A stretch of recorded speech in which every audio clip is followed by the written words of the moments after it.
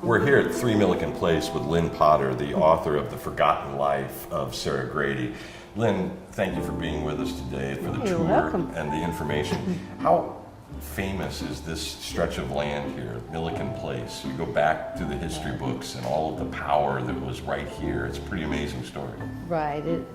The names of the people that first settled in this particular area, Muellers and Grady's, names that were very prominent in town. We now won't know, the James Millikens, the Scovilles, these names that last for years and years. Right. Before we talk about the occupants of this house and the unbelievable treasure trove you found while living here, I want to go back to the history of the house itself. It was built in what year?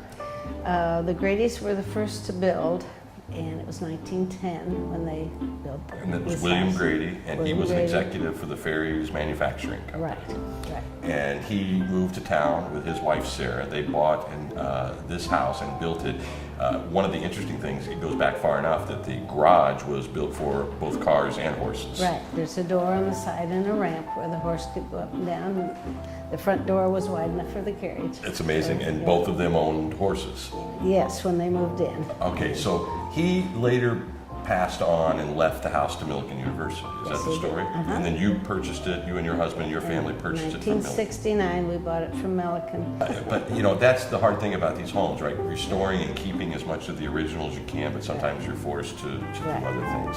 So you had 5 kids in this Yes. great big Yes. house, and Yes. this great big historical property. Yeah. And that is an amazing thing. And still a lot of it, the staircase, the originals.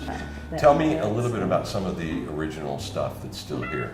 The outdoor porches, the experience off the master bedroom. I mean, we were out there during a lovely rain shower. We don't build homes like this. No. Very comfortable home for a family.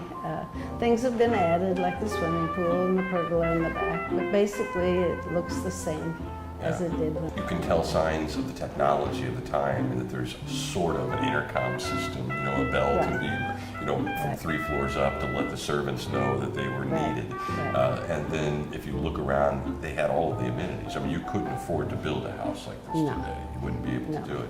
I will add that they did add air conditioning, which Yeah. is making our little visit much nicer than it would have been in 1915. The servants did not have the amenities. The kitchen was the servants' area. There was a hand pump on the sink when we moved in. So the servants kind of had. They did not get the state of the art. Right. So entertaining was such a big deal at the time. Yes. This was before television. This was before all of the distractions we have in our life. And so the way people socialized was they gathered in groups and they threw parties. Okay. For Mr. Grady, it was also a way to improve his lot with Ferries Manufacturing. That was his goal in life, was to become president of Ferries Manufacturing, which he eventually did, not with Sarah as his wife, but his second wife The was mystery. The second wife got to was enjoy pretty all of wealthy, and he became president. that. Okay, so 1978, you buy the house from Milliken University. 1969. 69. Right. A year into this, realized that you're going to have to do something with the attic or your power bills are going to be unaffordable. They were horrible that first winter, Yeah. so we had to insulate. Yeah. Okay, so while you're insulating the attic, someone makes a discovery. Who actually discovered the box? My husband. Okay. Now, describe the box as it looked then.